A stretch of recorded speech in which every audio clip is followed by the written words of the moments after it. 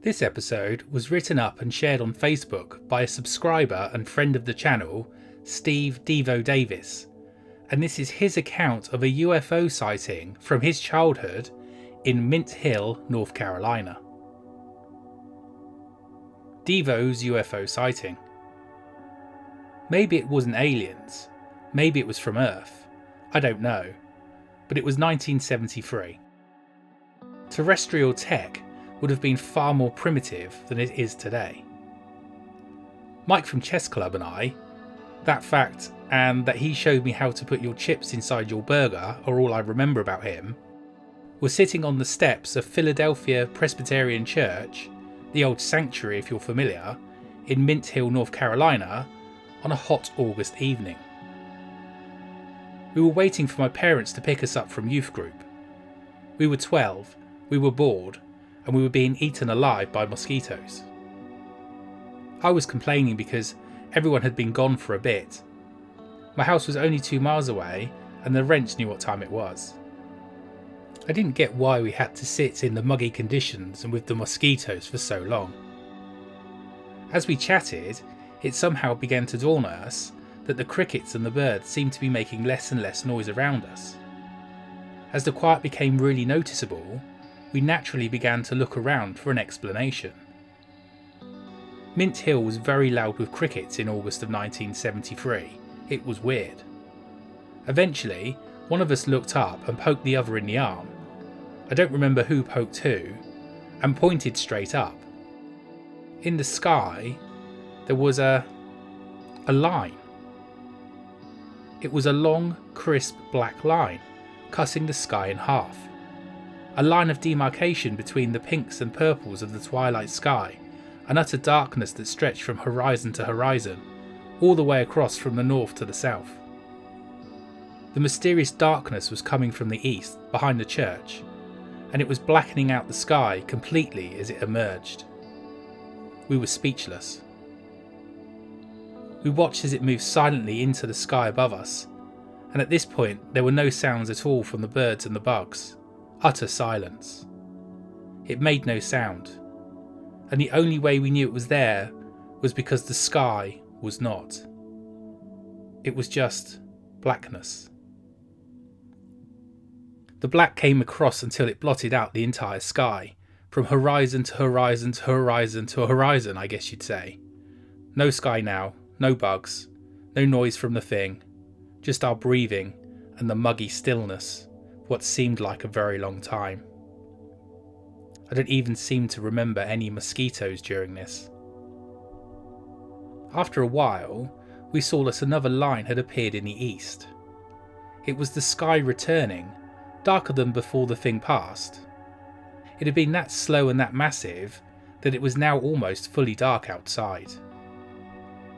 I can't tell you if the thing was round or square or what, because it was too big.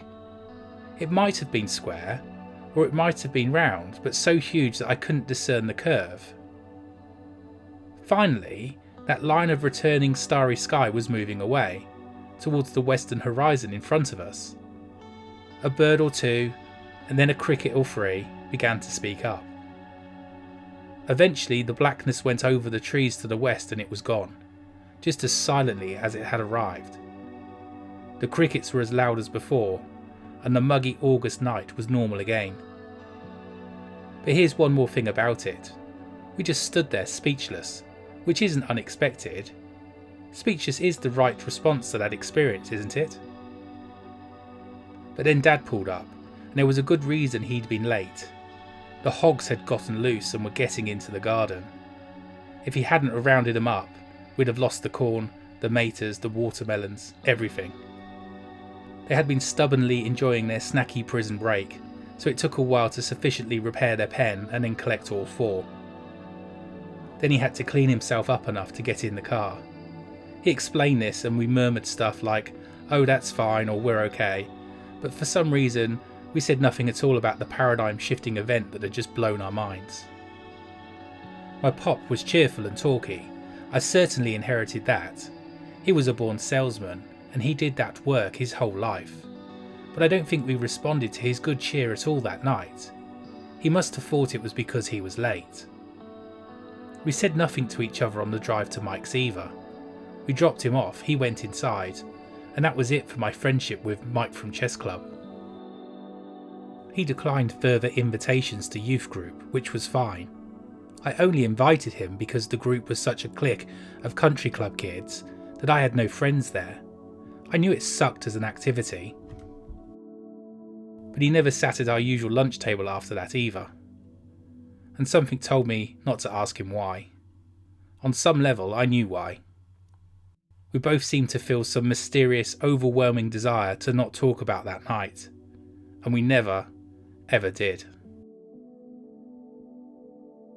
Steve, to you, I would like to say thank you for your continued support and positivity towards me and the channel.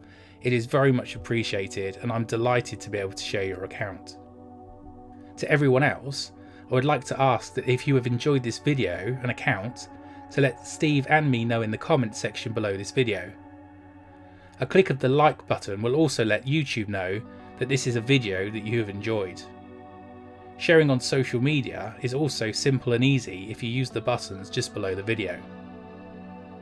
Lastly, if you have not subscribed already to the channel, please do so and enable all notifications by clicking the bell icon. That way YouTube will alert you when a new video goes up on the channel. I have two channels, this one and UK Paranormal Files, so please consider subscribing to both for the full range of my output. And finally, all that's left for me and Steve to say is, thanks very much for watching.